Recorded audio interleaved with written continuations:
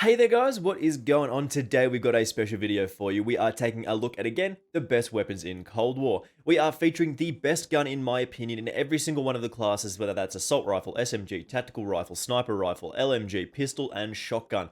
The rest of the weapon classes don't really matter too much, like nobody really cares what the best launcher is. There's only really one option anyway, it's the RPG. Anyway, just before we do get into it here, make sure you do hit that subscribe button with those notifications turned on. I do very much appreciate it, it really does help me out. We did hit 5,000 subscribers recently, which is an absolutely fantastic milestone for us to hit. But if you could help us get to 6,000, that'd be ridiculous as well. So let's talk about the best guns in each of the categories in Cold War, in my opinion, in Season 4. So starting us off here with something that you will have seen on the channel already a number of times, and that is the assault rifle. This is the AK-47. There is no doubt in my mind that the AK-47 is absolutely the best assault rifle in Cold War, and maybe one of the best weapons in the game, full stop. The attachments for this thing really do set this apart from some of the other weapons. You get a 300 millisecond time to kill out to 70 meters, and realistically, that's all you really need to know about this thing.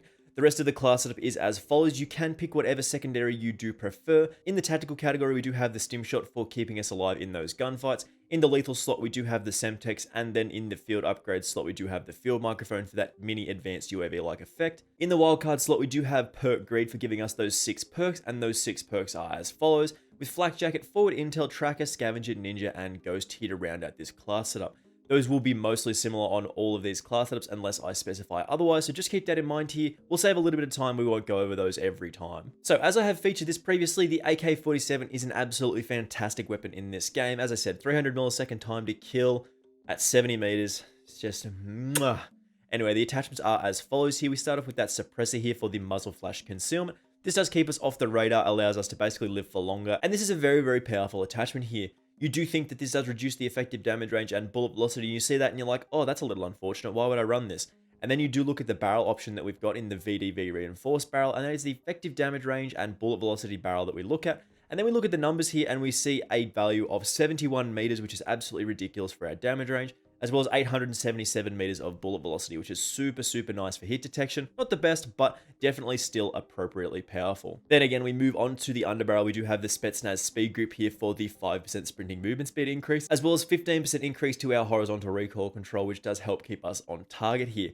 Then again, we move to the handle. We do have the Serpent Wrap here for the 25% increase to our aim down sight speed. Now, why haven't we chosen the GRU Elastic Wrap here? This only increases our aim down sight speed by 5%.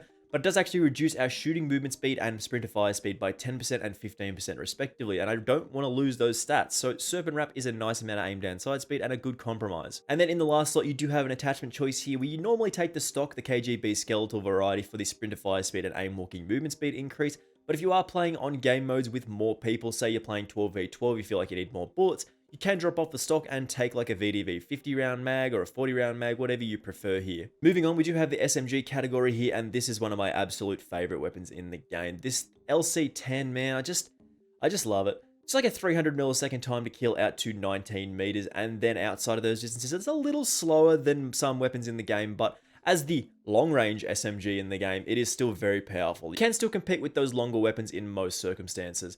Again, as we mentioned already, the rest of this class setup is how we have presented it previously. Stim shot, Semtex, field microphone, perk greed for 6 perks, flak jacket, forward intel, tracker, scavenger, ninja, and ghost. And as I said in the other class setup, you can take whatever secondary you do prefer. This is again up to you. So the LC10, man, you're all about that recoil control. Easy to control recoil, such a fun weapon to use. Really good time to kill, decent reload speed, decent ammo in the magazine. You can take a magazine attachment if you do prefer, but that's up to you. Starting us off here, we do have the muzzle in the infantry compensator. Again, this does give us 12% increase to our vertical recoil control, which is a really nice place to start here to help keep those shots down. This thing doesn't have too much recoil as it is, but the Task Force barrel does make it a little harder to hit shots, so we do need some recoil attachments here. Again, this does give us damage range and bullet velocity, really nice values at about 19 meters of damage range and 700 meters of bullet velocity is really nice here for an SMG. Then we move to the underbarrel. We are taking the foregrip here just for the 15% increase to our horizontal recoil control. We actually can take a field agent grip if you feel like you need more recoil control, or you can take an SFOD speed grip to move you around the map a little bit quicker when you are sprinting. This is, again, up to you. Then the handle, again, Serpent Wrap over the airborne elastic wrap for the aim down sight speed increase of 25%. And similar to the last attachment that we did present previously, you can drop off the Raider stock if you don't want that sprint to fire speed and the aim walking movement speed for a magazine attachment. You can take the Salvo 52 round fast mag here, but I would recommend changing out your grip for the airborne elastic wrap in that case. Next, we do have a super underrated weapon in the tactical rifle slot, and this is the Carve 2. This is a weapon that a lot of people don't really know too much about. It came out and you get those 2 burst kills and you're like, this thing is just worse than the M16 in every way. Why would I use this? But that's not true. The Carve 2 is one of my favorite tactical rifles in the game because of how easy it is to use, the insane fire rate with this thing, and a guaranteed 2 burst kill out to about 60 meters or so, which is super powerful. The M16 cannot get a 1 burst kill past about 30 meters or so. So being able to instantly delete people at a similar time to kill to that is really, really fun. Again, tactical, lethal, field upgrade, wildcard, perks, all the same as we have presented previously, so we will skip over that nice and quickly here and talk about the Carve 2 attachments. We want to start off with that suppressor here, the silencer as it is known in this particular option. For the muzzle flash concealment, again, a lot of these class setups are suppressed, but that is what it is. This weapon in particular does feel very, very nice suppressed, and we don't lose too much of our bullet velocity here. It's kind of slow, but it is what it is here. You can take something else or just drop off the muzzle entirely if you do prefer. Then the barrel, we've got 2 options here. For the most amount of close range, fastest time to kill with this thing, you want to take the titanium barrel to increase our fire rate by 16%. However, if you want to increase that damage range, as we mentioned previously, get those 2 burst kills out to about 60 meters or so, we want to take the Task Force option for the damage range and bullet velocity increases. This is a really, really nice value here. If we look, 60 meters and 800 meters of bullet velocity. So this is up to you and sort of depends on how you do want to play. Up close, titanium, longer range, Task Force. In the underbarrel slot, we do actually go with the SFOD speed grip here again for the sprinting movement speed increases, as well as 15% increase to our recoil control. This does give us a little bit of a boost here, especially when we are taking the Task Force to help keep us on target. Then the handle, again, Serpent Wrap, as we have mentioned previously, this over the Airborne Elastic Wrap, but if you are taking a magazine attachment, you probably want the Airborne Elastic Wrap here. And then the stock, we are taking something a little different for the SAS Combat stock for a 10% shooting movement speed increase, as well as 50% aim walking movement speed increase. This is a really, really nice weapon, guys. If you haven't leveled up the Carve 2 yet, trust me, try this thing out.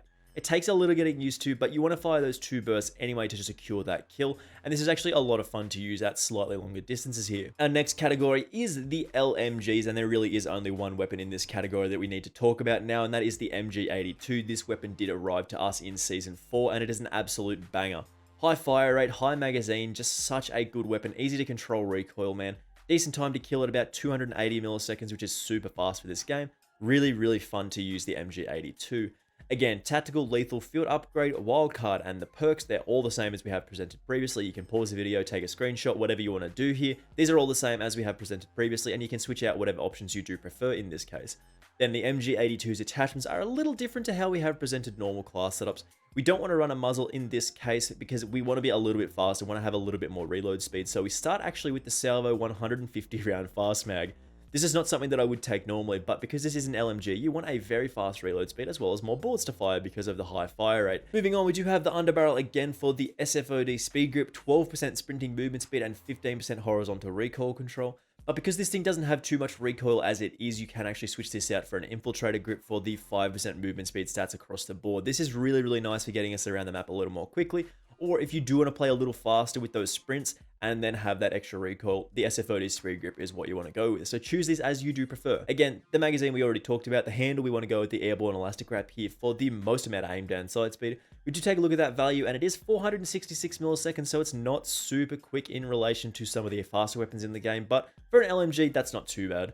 And then lastly, the stock, the SAS Combat stock, again for the shooting movement speed increase of 10%, really nice boost, as well as 75% aim walking movement speed. That's massive increase here. Then we do have the sniper slot, and I'm a little bit torn here. There's a lot of good sniper options in the game right now. Somebody told me that the LW3 Tundra and the M82 are basically like this. They're like basically the same weapon. It sort of depends on how you do want to play. I really do prefer the LW3 Tundra, but I know the M82 is very powerful.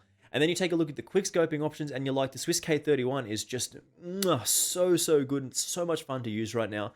But in terms of the best sniper, in my opinion, sort of a more general playstyle, you will probably want to go with like a Tundra or maybe an M82. So again, the tactical, the lethal, the field upgrade, the wildcard, and the perks, these are all the same as we have presented previously. Pick whatever you want in these slots. This is up to you. This is just what I go with. And then the attachments on the Tundra are as follows here. We start off with that Tiger Team barrel, damage, fire rate, and bullet velocity. This does actually reduce our maximum magazine ammo capacity, so we do lose a bullet here, which is a little unfortunate. Then the body, we actually go with that Tiger Team Spotlight here to increase our reveal distance by 40%. Gives us those nice little red dots above people's head, is really, really cool. Moving on, we do have the magazine for the 7-round variety. You can take the 7-round or the fast mag without reducing your aim down sight speed, and that is a very, very nice boost here. Then the handle, Serpent Wrap for, again, 10% aim down sight speed. Really nice boost here. You don't want the airborne elastic wrap anymore. It does nothing for you that is positive.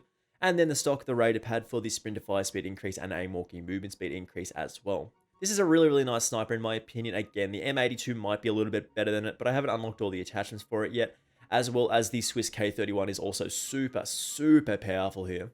The next category that we do have here is, of course, the pistols. One of my favorite classes in the game, the AM63, man. I just love this thing. It is a fully automatic pistol, as you can tell. Automatic machine pistol 63. So good. I love it so much. Automatically just blowing people up close, and that's all you're after here. So starting off here, we do have the muzzle. Again, sound suppressor, muzzle flash concealment, keeps us off the radar. Perfect for a combo with another silenced weapon. Really, really stealthy class setup.